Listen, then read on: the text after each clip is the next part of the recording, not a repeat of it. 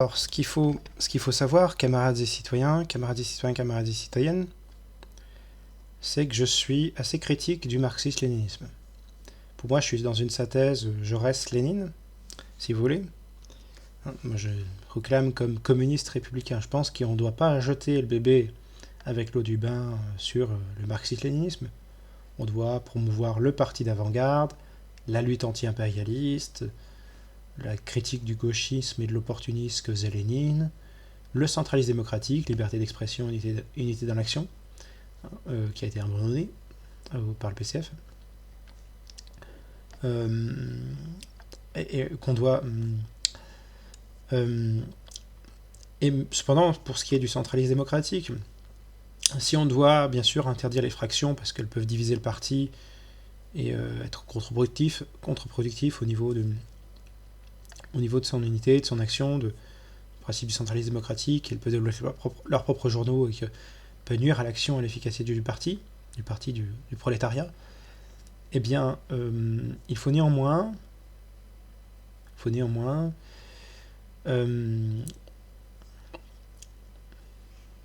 reconnaître un droit de tendance pour éviter le suivisme, le monolithisme au sein du parti. Alors, cependant, ces tendances, elles doivent se soumettre à l'avis de la majorité, centraliste démocratique, évidemment, et pas en faire qu'à leur tête, et être compatible avec les principes de base du parti, qui sont des principes d'être matérialiste, de considérer la réalité matérielle avant tout, d'être laïque, la religion opium du peuple, d'être pour la souveraineté de la nation contre l'impérialisme, donc pas être pro-UE ou pro-OTAN, ou pro-euro, quand ces choses-là servent les intérêts du grand capital. Voilà, pour pouvoir des choses qui normalement, pour un communiste, sont évidentes en termes d'intérêt du prolétariat. Lutter contre l'intégrisme religieux, etc. etc. Défendre l'idée de démocratie, puisque c'est une extension du socialisme, normalement. Voilà. Bref, avoir des tendances idéologiquement compatibles avec la lutte pour le combat de classe du prolétariat. Classe est chose principale, mais j'ai 3 points critiques à faire sur le marxisme-léninisme, avec lesquels un ML orthodoxe me traiterait d'horrible révisionniste. Alors, quels sont les 3 points ? Moi, je ne veux pas d'une dictature, je ne veux pas d'un régime à parti unique. Je suis un démocrate.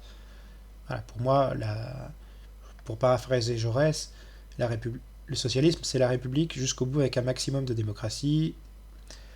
Sans la République, le socialisme est impuissant. Sans le socialisme, la République est vide. Bref. C'est l'extension de la démocratie. Le socialisme, le communisme, c'est l'extension de la démocratie du monde des institutions jusqu'au monde du travail. Donc je ne suis pas pour un parti unique, ou pour une dictature au sens d'un régime dirigé par un parti unique ou dirigeant. La Chine a un régime pluripartite, mais c'est le parti communiste chinois, qui est majoritaire à l'Assemblée nationale, mais à l'Assemblée nationale populaire, en République populaire de Chine, mais qui noyote un peu les autres partis. Bon, leur société fonctionne différemment, certains me diront que la société chinoise est assez particulière, ça c'est une autre question. Je ne veux pas d'un régime où on a une nomenclatura, où on a un manque de pluralisme politique. Je veux une démocratie. Je suis un démocrate, je ne veux pas de parti unique. La dictature du prolétariat, c'est une dictature dans le sens romain du terme, qui s'oppose à la tyrannie. Et ce n'est pas la dictature d'un individu ou d'un groupe de personnes, mais d'une classe sociale. Et d'une classe sociale majoritaire. C'est-à-dire que ce n'est pas une classe sociale minoritaire comme l'est la bourgeoisie ou l'aristocratie, mais majoritaire comme l'est le prolétariat. La plupart des gens ne possèdent pas l'outil de production en tant que capitaliste. Voilà, on a des gens qui sont ouvriers, paysans, et même les petits bourgeois ou petits patrons qui possèdent un petit commerce ou une petite ferme ou un petit atelier artisanal, eh bien, ne sont pas, à proprement parler, des capitalistes au sens de ceux qui possèdent une grosse usine ou une multinationale. faut bien avoir ça en tête. Dictature de la classe ouvrière, du prolétariat, contre celle de la bourgeoisie, justement. C'est un renversement de celle-ci. Donc je suis pour un système où on renverse le pouvoir économique de la bourgeoisie. On sauvegarde la démocratie politique. C'est clair, net, précis. Je ne veux pas être associé à du gauchisme stalinoïde qui ferait passer les communistes pour d'horribles tyrans. On n'est pas des tyrans, on est des démocrates. On n'est pas des oligarques, on n'est pas des tyrans, on est des démocrates. Et on n'est pas des anarchistes. Mais ça, j'y reviendrai. Je ne fais pas un régime à parti unique, ou une partocratie, ou voilà, un parti dirigeant. C'est un parti d'avant-garde, mais pas un parti dirigeant. Un parti d'avant-garde, c'est un parti qui forme ses militants. Pas un parti qui prend la tête de l'État et qui se permet de considérer que les masses valeraient moins que... Pour en revenir à ce qu'est un parti d'avant-garde privilégie la qualité de formation de ses militants au nombre de ses militants. Il faut mieux éviter que ça finisse par avoir une gauche qui devienne la France insoumise, où on a des militants qui sont incultes pour la plupart, ou qui disent n'importe quoi. Il faut des militants qui aient une bonne conscience de classe, qui soient formés intellectuellement. Et la tâche du parti, c'est de les former intellectuellement. Et autour, il y a des organisations de masse dans lesquelles qui ont une fonction pratique, qui sont des activités de terrain, et qui, là où le parti a une fonction de synthétiseur de théorie, l'organisation de masse, c'est le terrain dans lequel le parti va agir pour allier les masses, et pour entrer à leur contact. Des syndicats, des organisations caritatives, type Secours Populaire, des syndicats comme la CGT par exemple. Voilà, ce genre de choses, vous voyez. Des organisations de jeunesse, de loisirs, d'aide de défense des consommateurs, de ceci, de cela. Bon, bref. On a une activité de terrain compris. Bon, pour revenir à ma critique du marxisme-léninisme, donc je ne suis pas pour un parti unique, pas pour un régime à parti unique. Autre point, je ne suis pas pour la fin de l'État, je ne suis pas pour l'abolition de l'État, donc on ne peut pas me classer dans les anarcho-communistes, qui pour moi ne sont pas des communistes du tout, sont des libéraux. C'est dans les libéraux qui veulent se repeindre en rouge, se repeignent mal en rouge. Ils sont des ultra-néolibéraux. Voilà, ça mène qu'à un système de techno-féodalisme, de néo-féodalisme, ce qu'ils veulent mettre en place. La fédéralisation, la décentralisation absolue, les libéraux, ils sont contents. Les grandes entreprises, elles dominent à la place des États dans un système anarchiste. Voilà ce qui se passe. Les grandes entreprises, ou les gangs, ou les cartels, les mafias, de nouveaux seigneurs, barons, des sectes, des groupes. Ça, c'est ce qui se passe dans un système anarchiste. Et je ne suis critique de la théorie des dépassements de l'État. C'est pas parce que croire qu'on va pouvoir se passer totalement d'institutions, de fonctions publiques, d'administration de services publics, d'aménagement du territoire qui nécessite une centralisation de l'organisation qui est celle d'un État. Je suis contre ça. Donc, alors, la nuance qu'on peut faire, c'est que Marx était allemand et que la distinction entre État et appareil d'État était mal faite. Et donc, du coup, que quand il parle d'État, il parle d'appareil d'État comme outil répressif utilisé par la classe dominante, et pas de l'État et de ses fonctions, institutions, administration. D'ailleurs, Marx parle du passage du gouvernement des hommes à l'administration des choses. Donc il y a toujours une administration des choses qui est ce que Lénine appelle fonction de l'État, et distingue de l'État comme appareil d'État. Oui, c'est technique. Alors, je reprends un peu Pagani sur la distinction État-appareil d'État. Donc je ne suis pas pour la théorie des dépayssements de l'État, je suis pour le maintien de l'État. Je suis un démocrate, je pense qu'il faut des institutions. Je ne suis pas un anarchiste, je ne suis pas un oligarque, je suis un démocrate. Voilà ce que je peux dire par rapport au fait que je ne suis ni pour le parti unique, ni pour la fin de l'État. Je suis pour un système avec un État démocratique. Troisième point, je suis critique, moi qui suis matérialiste, je suis pour un matérialisme philosophique. Je suis critique du matérialisme dialectique historique. Je pense qu'on ne peut pas faire un tel déterminisme historique. Il y a trop de variables, y compris culturelles, technologiques, etc. Il n'y a pas que la lutte des classes. Et l'étude de l'histoire mérite mieux que sa réduction à la lutte des classes. Que l'humanité mérite mieux que considérer qu'elle est déterminée entièrement par seulement la lutte des classes. Elle est déterminée par la lutte des classes, mais pas que. Hein. Il n'y a pas que la lutte des classes, il y a aussi des choix que font les sociétés humaines, on va dire façon superficielle ou à côté, mais qui ont quand même leur rôle. Hein. Il y a dans l'histoire à la fois les classes sociales, les nations, comme cadres géographiques et historiques dans lesquels ont lieu les événements historiques. Hein. Donc, ça évolue un peu avec le temps. Voilà, on va dire le cadre géographique et historique. Et donc, les nations, les entités étatiques et culturelles hein, qui ont lieu dans certains espaces et une certaine temporalité donnée. Et les individus qui doivent néanmoins avoir leur mot à dire. On ne peut pas faire l'histoire des grands hommes au sens où on ne peut pas résumer l'histoire des grands hommes, mais on ne peut pas nier qu'il y a des individus et que ces individus agissent dans l'histoire. Alors ils n'agissent pas tant que voudraient nous le faire avaler les libéraux. Mais le but du socialisme et du communisme, déjà, c'est pas de résumer l'histoire de la lutte des classes, c'est de sortir de la lutte des classes en sortant de la société de classe. Donc, une fois qu'il y aura plus de lutte des classes, il y aura quand même une histoire.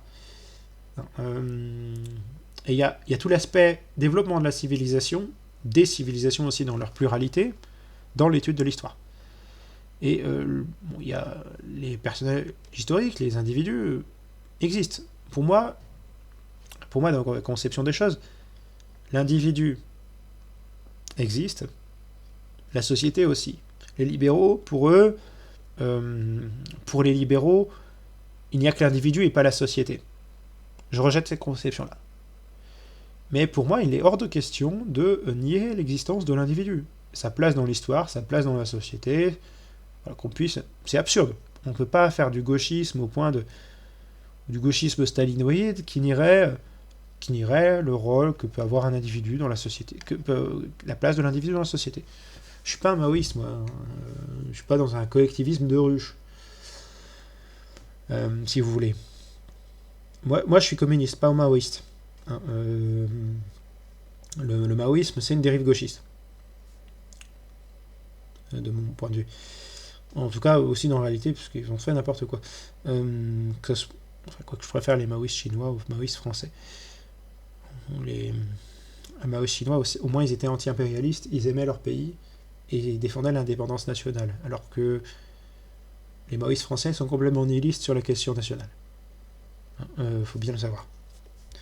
Ils sont très anarchisants, sont à la fois des caricatures de staliniens et sont très anarchisants en même temps. Ce qui est dommage parce que Staline était, lui, attaché à l'idée d'indépendance nationale, en tout cas pour son propre pays. Il soutenait la lutte anti-impérialiste, les conceptions de Lénine sur l'anti-impérialisme. Donc voilà. Les socialistes dans ce pays, le patriotisme socialiste, ce qui n'est pas le cas des Mao français, contrairement aux Mao chinois. Mais bon, le sujet n'est pas ça. Le sujet, c'est que les individus et les nations ont une place dans l'histoire. Il y a la lutte des classes, il y a des groupes, des collectifs, que sont les partis, les syndicats, les corporations, les entreprises, tout ce qui fait les organismes sociaux, les États, les collectivités, les féodalités, tout ce qu'on veut, toutes ces entités-là qui sont des entités collectives, les clans, les tribus. Néanmoins, il y a aussi l'individu. Voilà. Et il y a des rapports de classe dans la société de classe. On doit avoir une vision d'ensemble de l'histoire et de la société. Donc on ne peut pas avoir une vision dogmatique comme certains ML dogmatiques, certains marxistes-léninistes dogmatiques, qui sont des gauchistes stalinoïdes ou des dogmato-staliniens, des stalino-dogmatiques, qui ne voient pas ces questions-là. Hein, la complexité de l'histoire. On ne peut pas la résumer à la lutte des classes. Alors ça c'est certain. Alors cependant, on doit nuancer. Je ne suis pas pour le matérialisme dialectique historique, parce qu'on en fait trop souvent un dogme. Mais pour Marx, si l'histoire c'est la lutte des classes, dans ce qui est dans le manifeste du Parti communiste, il dit que néanmoins, pour Marx, quand même, il faut savoir que ce sont les hommes qui font l'histoire. Donc ils ne sont pas encore pas entièrement dans un déterminisme via les moyens de production. Il y a quand même une part de liberté humaine qui est reconnue, de nuances, de complexité, qui fait que même s'il y a l'aliénation, même s'il y a le lutte des classes, même s'il y a les crises du capitalisme, les cycliques, eh bien néanmoins l'homme peut faire des choix. Et donc on n'est pas dans une approche forcément fataliste où la révolution se produirait d'elle-même, ce qui est ridicule. Ce sont les hommes qui doivent faire l'histoire, ce sont les hommes qui doivent se prendre en main. Un révolutionnaire qui attend que la révolution arrive parce que c'est une fatalité historique, c'est pas un révolutionnaire, c'est un accélérationniste. Il espère la chute de la société pour faire la révolution. Il est dans une optique passive. Et il aura beau critiquer le réformiste, il sera pas mieux. Voilà. Donc, je suis critique du matérialisme dialectique historique. Cependant, je ne pense pas qu'il faut y renoncer complètement. Il y a des apports de celui-ci, il y a des contradictions de classe dans l'histoire, il y a des choses qui sont intéressantes du point de vue du raisonnement, mais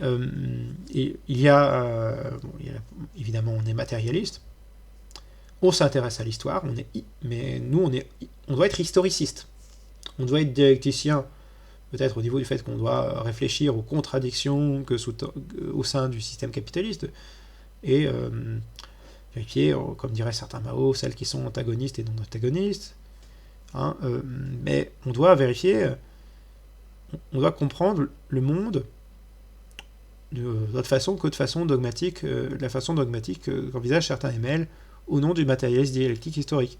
Il ne faut pas non plus tomber dans le positivisme bourgeois question matérialisme, qui serait de dire que au nom des sciences, on considère que la lutte des classes, c'est un concept marxiste antiscientifique, et que le MDVH, et la méthode marxiste, c'est antiscientifique, c'est idéologique. Non, parce qu'elle existe bien, cette lutte des classes. En revanche, la conception de l'histoire mérite que certains marxistes-léninistes dogmatiques mérite d'être nuancée. Et par ailleurs, il ne faut pas tomber non plus ni dans l'idéalisme réactionnaire. Bon, ça c'est plutôt pour la droite, mais voilà, ni dans l'idéalisme gauchiste postmoderne, qui dirait qu'au nom du fait que, par exemple, que l'histoire de la lutte des classes est insuffisant, il faudrait ajouter les histoires avec le féminisme de l'Antiquité à nos jours, qui serait considéré comme une classe sociale, où les femmes seraient considérées comme une classe sociale, en rajoutant les questions LGBT, les questions de racisés, comme ils disent, de blancs et de racisés, de lutte des races, ce qui est abject parce qu'il n'y a pas d'identitarisme à mettre en avant. Il n'y a pas toujours eu de racisme depuis l'Antiquité, par exemple. La propriété privée lucrative, ça a apparu au néolithique. Le capitalisme moderne, industriel, c'est arrivé au 19e siècle. Grosso modo, il y avait des débuts au 18e. Le libéralisme, voilà, pareil. Le système féodal médiéval, on n'a pas la même condition de la femme au 19e siècle qu'au Moyen-Âge, que dans l'Antiquité. C'est pas une. Faut pas non plus être hegelien et dire que c'est un progrès. Enfin, être dans une caricature de Hegel, pour qui Hegel, c'est pas un progrès continu. Au nom de la dialectique, il considère qu'il y a des retours en arrière et que ça produit une synthèse. Thèse, antithèse, synthèse. Et du moins, il y a des réactions. Une thèse, un progrès, une antithèse, une synthèse. Et il y a des progrès aussi qui se font par rapport à un extrême et un juste milieu entre. Hegel est un fan de Napoléon. Donc pour lui, l'ancien régime était un système archaïque. La Révolution française a connu des excès avec les Jacobins. Et Napoléon a été l'héritier à la fois de l'ancien régime et de la Révolution française avec les Jacobins. Et donc ça a été une synthèse des Jacobins et de la monarchie pour Hegel. Bon, c'est vrai, le problème c'est qu'ils ont voulu adapter ça en termes matérialistes du côté marxiste. Mais voilà, on ne peut pas mettre les questions d'identité sur le même plan que la lutte des classes et vouloir les intégrer dans la lutte dans la lecture de l'histoire au même titre que la lutte des classes, au nom du fait que le marxisme a été un peu sec dans sa vision de l'histoire, mais justement parce qu'il a repris le modèle hegelien et un certain déterminisme historique, de considérer que l'histoire aurait un but, une fin. Non, l'histoire, il n'y a pas de divinité dans une conception matérialiste. Il n'y a pas une divinité au-delà des lois de la nature, la physique. Il n'y a pas de volonté du monde. On est matérialiste, donc il n'y a pas de volonté du monde, il y a des circonstances naturelles qui font qu'on va dans cette direction. Donc il y a des hommes qui ont des volontés, avec toutes les conditions matérielles ultra complexes qu'il y a autour. Le débat du libre arbitre et du déterminisme, c'est autre chose et ça va nous faire déprimer si on y pense trop. Eh bien, et donc du coup, l'histoire est complexe. Mais on doit être historiciste, c'est-à-dire considérer que les événements historiques ont un sens, un certain rôle dans le développement, les contextes historiques ont un rôle important dans le développement des idées. Et on doit être matérialiste, on doit savoir que les conditions matérielles existence ont aussi un rôle. Par contre, il faut considérer que la culture, même si c'est immatériel a priori, eh bien, ça s'inscrit dans un contexte matériel, c'est certain, mais ça fait partie de la complexité du monde naturel. Il n'y a pas de... il y a un monde physique, il n'y a que la matière. On est d'accord d'un point de vue ontologique, scientifique, mais néanmoins, la transmission de certaines idées dans ce monde matériel existe. Ça s'appelle la culture, et on ne peut pas nier son impact sur les sociétés humaines au nom du matérialisme. Ça serait du matérialisme vulgaire, ça serait absurde. Mais on ne doit pas être obsédé par les questions d'identité à travers l'histoire, comme le font les intersectionnels avec de la moraline, et ce qui est très désastreux politiquement. Donc si on met en plus ça dans dans sa lecture de l'histoire, on a de très mauvais historiens qui ne comprennent rien au développement de l'histoire, qui ne comprennent pas qu'on ne peut pas évaluer l'histoire à l'aune de la morale du XXIe siècle, des événements historiques, qu'elle est beaucoup plus complexe que leur schéma de lutte, en voulant mettre la lutte des classes et rajoutant celle des genres, parce que c'est un mot qui remplace sexe. Voilà. Pour eux, c'est même pas des marxistes-léninistes, c'est quasiment des anards. Il y en a qui se proclament comme tels, mais manque de matérialisme, soi-disant au nom du matérialisme. Ils n'hésitent pas à se dire matérialistes, certains de ces idéalistes postmodernes. Mais ils ne le sont pas. Ils vont vouloir se inscrire dans le matérialisme historique, mais ils vont juste le dévoyer pour y mettre leur question d'identité à la con. Et ça va prendre même la place de la lutte des classes dans leur système. Bon, c'est bien qu'il y ait une complexité au niveau de l'histoire, mais pas pour y glisser des histoires d'identité. Donc voilà, il y a bel et bien ces trois points-là sur lesquels je me ferai traiter d'horrible révisionniste par des ML qui sont un peu stalino-dogmatiques sur les bords. Moi, je défends un communiste républicain, je ne suis pas anti-État, je ne suis pas pro-parti unique, et je n'ai pas de conception téléologique de l'histoire, j'ai pas une conception finaliste. L'histoire n'a pas de but. C'est nous autres, les êtres humains, les hommes, les femmes, qui faisons ce monde, qui lui donnons un sens, et on va me traiter d'existentialiste bourgeois. Il y a des choses intéressantes, mais le truc, c'est que il y a quand même aussi des problèmes avec l'existentialisme. Voilà. Surtout quand c'est récupéré par les constructivistes qui, au nom de la lutte contre l'essentialisme, vont jusqu'à nier le matérialisme. Mais bon, et tout déterminisme, ainsi que toute forme de déterminisme, ce qui vient des conceptions idéalistes antiscientifiques. Mais voilà, je considère que l'histoire, elle n'a pas de but en soi, il n'y a pas de force surnaturelle au-dessus du monde. Quand on est matérialiste, on doit comprendre ça. Quand on est communiste, on doit être démocrate, on ne doit pas être pour le parti unique, on doit être républicain, parce qu'on est démocratique, on est pour un système où il y a un cadre qui permette cette démocratie, c'est le but. Le but, c'est que la ménagère apprenne à gouverner l'État, comme dirait Lénine. C'est qu'il y ait une démocratisation de l'État. Donc son dépérissement, entre guillemets, qui est celui de l'appareil d'État, c'est juste un développement continu de la démocratie, de l'éducation, de la citoyenneté, une amélioration de celle-ci, qui permet à tout un chacun de participer à la vie politique au même titre, les uns au même titre que les autres. Voilà.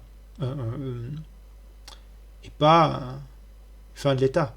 C'est une fin de l'État en tant qu'appareil répressif, pas en tant que fonction de l'État, voilà.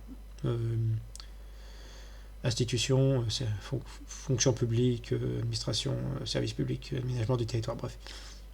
Voilà. Donc, mais ces petits points-là, c'est pour ça que je défends un communiste républicain qui fait la synthèse Jaurès-Lénine. Donc tous les anti-révisionnistes de mes deux, qui sont stalino-dogmatiques, comme les Mao ou certains odjaïstes, pas tous, hein, les odjaïstes sont moins dogmatiques que les Mao, au moins. C'est moins dans des dérives gauchistes à la fois. Ils sont plus marxistes que gauchistes. Et plus critiques de la religion, donc plus étatistes, moins favorables à la sauvagerie que les Mao. Un peu plus réfléchis. Mais bon, ça reste des... le problème, c'est que l'antirévisionnisme peut mener à un certain dogmatisme. Voilà. Moi, je ne suis pas un stalinien, je ne suis pas un trotskiste. Certains me classent dans le léninisme, d'autres chez les jaurésiens. Je me classe chez les deux. Je suis à la fois jaurésien et léniniste. Pour les aspects que je viens de vous citer. Hein. Je suis communiste, donc et républicain, et souverainiste, et laïque, et démocrate, et universaliste, et matérialiste. Je suis communiste, républicain, démocrate, laïque, souverainiste, universaliste et matérialiste. Voilà mes idées politiques. Donc voilà, on va dire les choses très simples. De 1, être communiste, c'est être pour la propriété collective, des moyens de production et d'échange. C'est une définition économique. De 2, ce n'est pas qu'une définition économique. Il ne faut pas non plus faire de l'économisme à deux ronds. C'est aussi une extension, c'est aussi une volonté démocratique. Un bon communiste doit logiquement aimer la démocratie. Il doit considérer qu'il faut sauvegarder et la démocratie politique, qu'il faut non seulement sauvegarder la démocratie politique, mais l'étendre dans le domaine économique, aller au-delà du collectivisme politique qu'est la démocratie, au-delà de ce collectivisme politique-là qu'est la démocratie, développer un collectivisme économique qui serait une démocratie économique, si vous voulez. Le socialisme, le communisme, c'est une démocratie économique. C'est donner le pouvoir au peuple dans le domaine économique. Donc le pouvoir collectivement, pas à des individus ou des groupes d'individus privilégiés. Ce qu'on veut, c'est mettre les richesses et le pouvoir en commun. C'est pour ça que je suis un communiste républicain. Voilà. Sur ce, camarades, raison, égalité, nous vaincrons. Et vive le communisme.